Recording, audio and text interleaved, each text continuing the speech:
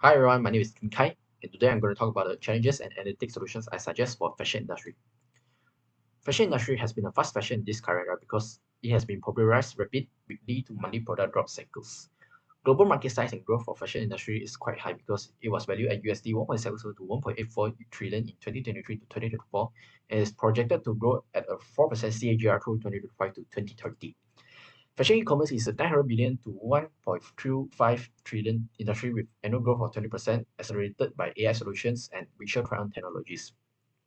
Last but not least, the fashion sector is the second largest industrial polluter by producing 10% of global carbon emissions.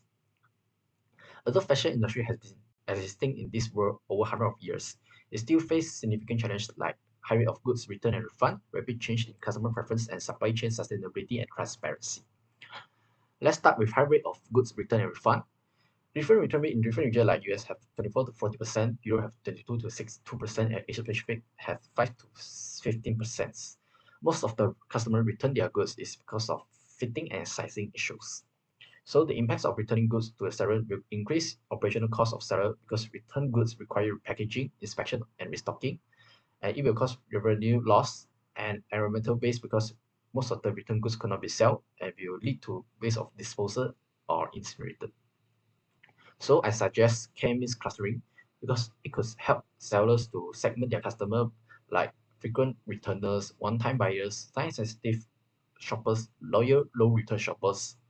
And it also could help sellers profile the reason of product returns.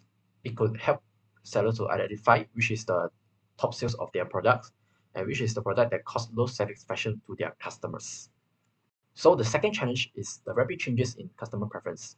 One of the reasons is the social media and influencers such as TikTok, Instagram, and YouTube trends like Y2K or clean girl aesthetic. Second is the fast fashion culture.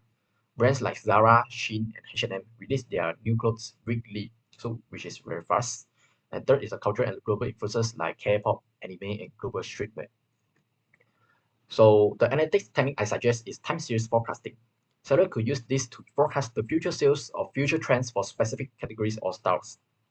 Sellers could also use this analytic technique to align inventory and production to prevent overproduce, to prevent waste, and reduce loss. A better forecasting leads to fewer unsold items, means that there is less need for sellers to mark down their price for certain products.